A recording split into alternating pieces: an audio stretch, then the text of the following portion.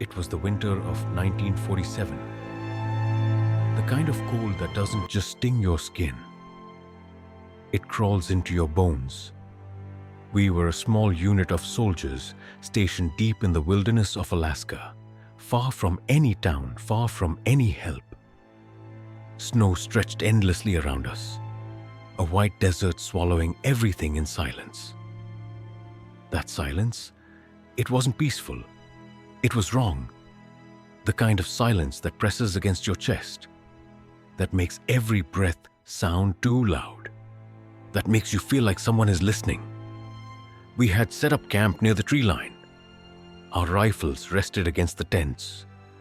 The fire crackled weakly, and yet, none of us felt safe. I remember Sergeant Miller leaning in and whispering, "You feel it too, don't you? Like something's out there watching us." I tried to laugh it off, but the truth was, I felt it. Every man did. Out in the endless dark of the forest, the wind carried something unnatural. A low howl, not quite animal, not quite human. It came and went so fast that half the men thought they imagined it. But I know what I heard. That night, as snow fell heavier, I took the first watch. The firelight flickered, shadows stretched across the snow, and in the distance, just beyond the tree line, I swear I saw a figure. Tall, thin, too thin. It didn't move like a man. It didn't belong in this world. And then, it was gone. I blinked, rubbed my eyes, gripped my rifle tighter. But the feeling didn't leave. In fact, it grew worse. The longer I stared into that forest, the more certain I became. We were not alone. The snowstorm had eased by morning, but the fear hadn't. None of us admitted it out loud, but every man felt the same unease. It clung to us like frost on our uniforms. Private Daniels wouldn't stop pacing near the fire pit. His boots crunched the snow in an endless rhythm. Finally, he muttered, "Sergeant, there's something out there." I heard it last night. Not the wind. Something else. Something moving. Miller, always the hard-headed skeptic, snapped back. "Cut it out, Daniels. We're in the middle of Alaska, not some haunted forest." But Daniels just shook his head, his eyes bloodshot from lack of sleep. Then what made those tracks? Everyone froze. Tracks? Daniels led us about 20 yards from camp, past the tree line where the snow lay untouched, or so it should have. And there they were. Massive impressions sunk deep into the snow. Each print was elongated, clawed, not shaped like anything I'd ever seen. Too big to be a wolf, too misshapen to be a bear. We followed them in silence, the cold air burning our lungs. The trail wound between the trees, circling, almost as if something had been stalking us while we slept. Then suddenly, the prints just stopped. No sign of retreat, no scatter in the snow. As if the creature simply vanished. That's when Corporal Reeves whispered, "It's watching us." I wanted to deny it, but deep down, I felt the same. That night, nobody slept easy. We doubled the watch. Rifles clutched in trembling hands. The forest was too still, the fire too weak. Then came the sound. At first it was faint, like the crack of a branch far in the distance. But then it grew louder, closer, surrounding us from every side. Whispers, not the voices of men, not the howls of animals. They were layered, overlapping, guttural and high-pitched all at once, like 1,000 hungry throats murmuring in the dark. Private Collins dropped his tin cup, the clang echoing too loud in the frozen silence. He aimed his rifle toward the tree line, his voice trembling. "Who's out there? Show yourself." No answer, just the whispers, rising, encircling. I gripped my weapon so tight my knuckles went white. The whispers crawled into my ears, into my head. Some words were almost clear. Ancient, hungry, commanding, then a scream. Daniels was gone. 1 second he was beside us, the next his voice was ripping through the night as he was dragged into the darkness. We fired blindly, muzzle flashes lighting up the trees, but nothing was there. Just snow, just shadows. When the gunfire stopped, so did the whispers. Silence again, heavy, crushing. We rushed to where Daniels had stood. His rifle lay abandoned in the snow. His footprints ended abruptly, like he'd been lifted into the air. The only thing left was blood. A thin trail of it, snaking off into the forest. Reeves muttered a prayer under his breath. Miller tried to rally us, but even his voice shook. Stay sharp. We'll find him in the morning. For now, nobody goes alone. But deep down, I think we all knew. Daniels was already gone, and whatever took him was still out there, waiting. By the time the pale morning sun crawled across the Alaskan sky, we were shadows of the men we had been. Nobody spoke much. Nobody joked. Every breath seemed to hang in the cold air like a reminder that death itself stalked us. Daniels was gone. We formed a search party, though deep down, not one of us believed we'd find him alive. The blood trail from the night before had frozen into a thin crimson ribbon leading into the forest. We followed it in silence, boots crunching on snow that seemed to scream louder than our voices. After an hour, the trail stopped. There, in the middle of a clearing, we found something that made my blood run colder than the wind ever could. Daniels's dog tags snapped in half, buried in the snow. His helmet lay beside them, dented and smeared with something dark, but no body, no tracks, nothing. Miller cursed under his breath. Reeves fell to his knees, his lips trembling as he muttered another prayer. Collins was the only one who spoke. This wasn't a bear. It wasn't a wolf. Whatever took him. It didn't just kill him. It took him. We didn't know it then, but Collins was right. That night, the storm rolled back in. Snow hammered against our tents. The wind howled like banshees clawing at the canvas. We tried to pretend we were safe inside, rifles at our sides, but the fear wouldn't leave. Then, we heard it. A scream, high-pitched, agonized. And it came from the forest. Daniels. Without thinking, Collins bolted up, rifle in hand. He's alive! We have to go, but Miller grabbed him by the collar. No, that's not him. That's something else. The scream came again, closer. This time, it wasn't just pain. It was layered, twisted, like something was imitating Daniels's voice but failing to sound human. We huddled in the tent, the storm roaring outside. The fire flickered weakly, shadows dancing on the canvas walls. That's when the smell hit us. Rot, like spoiled meat left out too long.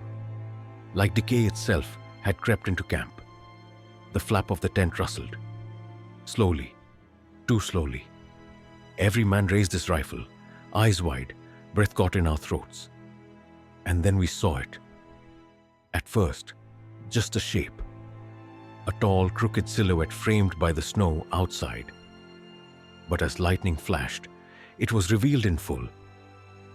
The creature was gaunt, towering at least 8 feet. Its skin clung tight to bone, stretched and pale like frost-bitten flesh. Hollow eyes burned with a sickly yellow glow. Its mouth, jagged, endless, lined with teeth, too sharp, too many, hung open in a twisted grin. The Wendigo. I had heard the stories whispered by locals before, dismissed them as folklore. But here it was. Real. Breathing. Staring at us through the veil of snow. Collins fired first, panic pulling the trigger. The shot cracked through the storm, echoing into the night. The creature didn't even flinch. It let out a sound I will never forget. Not a roar, not a scream, something between.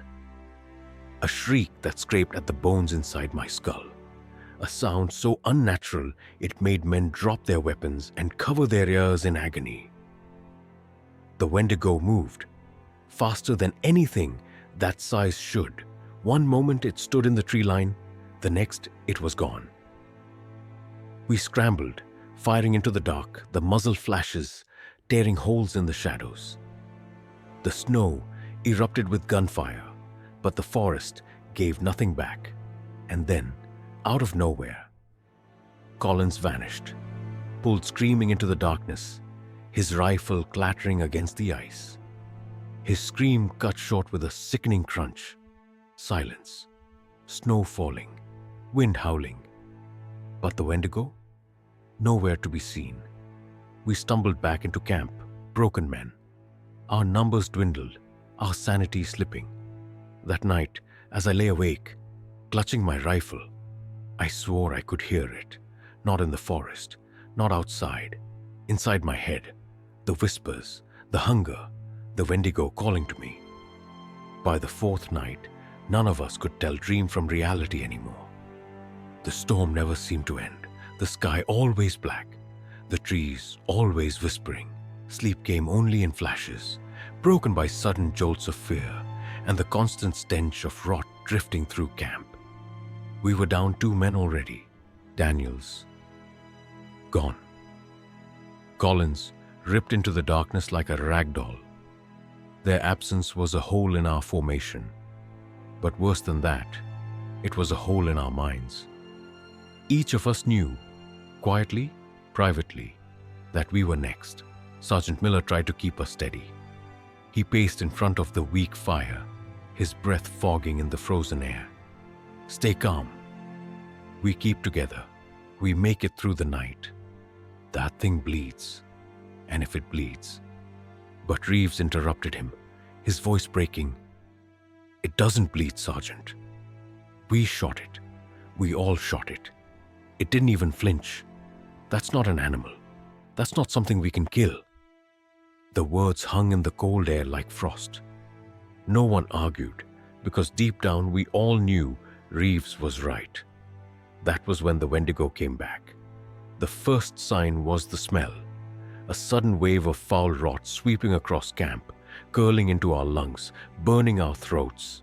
Then, the sound, branches snapping, crunching snow, the low, guttural growl that vibrated in our chests. Positions! Miller barked, raising his rifle. We scrambled, forming a shaky line around on the fire. The storm howled louder, snow blasting into our eyes. And then we saw it. The Wendigo stepped from the tree line. It was larger now, at least 9 feet tall, as if it had grown from feeding. Its limbs were too long, bending in ways bones shouldn't bend. Its skin was stretched tighter, translucent in places, veins black and pulsing.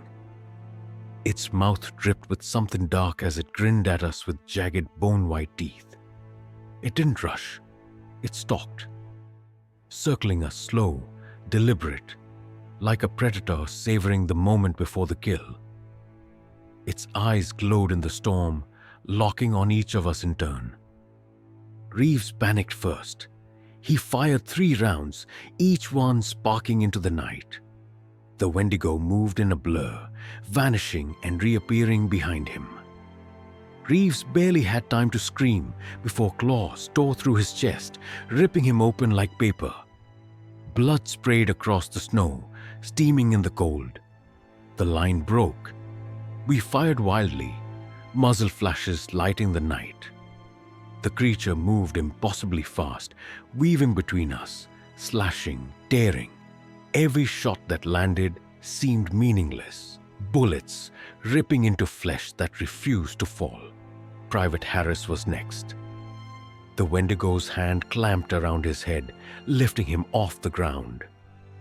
Harris kicked and thrashed, his screams cutting through the storm.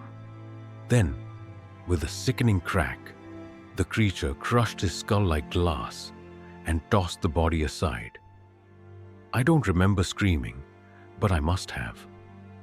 My rifle kicked against my shoulder again and again, barrel glowing red, as I emptied round after round into its chest. Miller shouted orders I couldn't hear, the storm and gunfire drowning his voice. Then the Wendigo turned to me. For a heartbeat, everything slowed. Its eyes locked onto mine. Hollow, burning, endless hunger.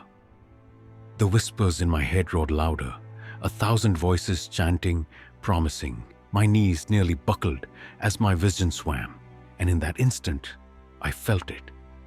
It wanted me, not just my body, my soul. I snapped back, pulled the trigger again and again until the bolt clicked dry. The Wendigo flinched just once, as if annoyed. Then it lunged. Miller threw himself between us, firing point blank into its face. The blast tore part of its jaw, but instead of falling, the Wendigo roared. An ear-splitting, bone-shaking roar that knocked Miller off his feet. I scrambled to grab him, dragging him toward what was left of the camp. Bodies lay twisted in the snow, their blood freezing into black stains. The fire was dying, sputtering into embers. The Wendigo didn't chase. It just stood there at the tree line, hunched, grinning through its broken jaw, blood and frost dripping from its teeth. It wanted us to run. It wanted the hunt to last longer. With what strength we had left, Miller and I stumbled into the blizzard, abandoning camp, abandoning the others. My heart pounded, breath tearing in my chest. The storm swallowing every sound but one. The Wendigo's howl, long, piercing, hungry. It followed us through the storm, reminding us we were prey. And it was never going to stop. The blizzard swallowed us whole. Snow lashed against my face like knives, each gust threatening to knock me off my feet. Sergeant Miller stumbled beside me, one arm draped over my shoulders. He was bleeding badly, the crimson soaking through his parka and freezing in dark patches. Behind us, the howl still echoed, long, shrill, unnatural. The Wendigo wasn't chasing, not yet. It was following, toying with us. Every few steps I risked a glance back. The storm blurred everything, but sometimes, just for a heartbeat, I caught a glimpse, a tall, crooked silhouette moving between the trees. Always there, always watching, we pressed on for what felt like hours, though time had lost all meaning. My legs burned, lungs screaming for air. The cold seeped deeper, numbing my fingers around the rifle until I couldn't tell if I still held it. Finally, through the veil of snow, I saw it. An old ranger's cabin, half buried in frost, its windows shattered, the roof sagging under the weight of ice. To us, it was salvation. I dragged Miller inside, slamming the door against the howling wind. The cabin was dark, dust and rot clinging to the walls, but it was shelter. A table, a broken lantern, scraps of old wood. I dropped Miller onto a cot in the corner and tried to steady my breath. We made it, I muttered, though I didn't believe it. Miller coughed, blood flecking his lips. His eyes were hollow, skin pale. Don't fool yourself, kid. It's still out there. It won't stop. He was right. The whispers started again, seeping through the cracks in the cabin walls, not carried by the storm this time, but crawling inside my skull. Thousands of voices layered together, chanting, promising, hungering. Hungry, hungry, hungry. I pressed my palms against my ears, but it didn't help. The sound was inside me. Then came the smell. That same rot, stronger now, choking. I turned toward the window. And there it was. The Wendigo stood just beyond the tree line, tall and gaunt, its glowing eyes locked on the cabin. It didn't move. It didn't need to. It wanted me to know it was there. I raised my rifle, aimed through the shattered glass, and fired. The shot cracked through the night, but the creature didn't even blink. It just tilted its head, grin stretching wider, teeth glinting in the moonlight. Miller's voice rasped behind me. "Don't waste your bullets. You can't kill what's already dead." Hours passed, or maybe minutes. The storm howled outside, the whispers inside. My mind slipped in and out of darkness. I thought of Daniels, Collins, Reeves, Harris, their screams, their blood, the way they vanished into the snow like they never existed. Then Miller went quiet. I rushed to him, shaking his shoulder. His eyes stared blankly at the ceiling, breath gone, skin cold.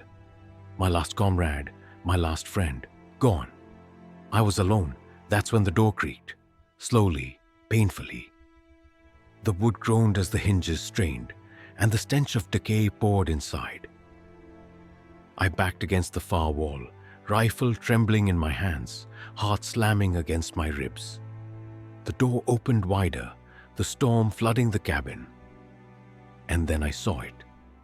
The Wendigo crawled inside, its twisted limbs folding unnaturally, its body scraping against the walls. It filled the cabin with its stench, its eyes burning into me. I fired, again and again, the gunshots deafening in the small room. Bullets tore through its body, splintering wood, ripping the air apart, but the Wendigo just kept coming. Closer, closer, until it stood inches away, towering over me, its grin stretching impossibly wide. I dropped the rifle, my hands shaking, my breath coming in shallow gasps. It leaned down, its face level with mine. I could see every jagged tooth, every crack in its frostbitten skin. Its whisper wasn't in my head anymore. It was real. "You're mine now." Darkness swallowed me. When I woke, I was lying in the snow. The cabin was gone. Miller was gone. Even my rifle was gone. Just endless white stretching in every direction. But I wasn't cold anymore. I stood, my body moving strangely. Too light, too strong. I caught my reflection in the ice. My eyes burned yellow. My skin clung to my bones. I screamed. The sound that left my throat wasn't human. It was the same howl that had haunted us all along. The Wendigo hadn't killed me. It had claimed me. And now, I was the hunger.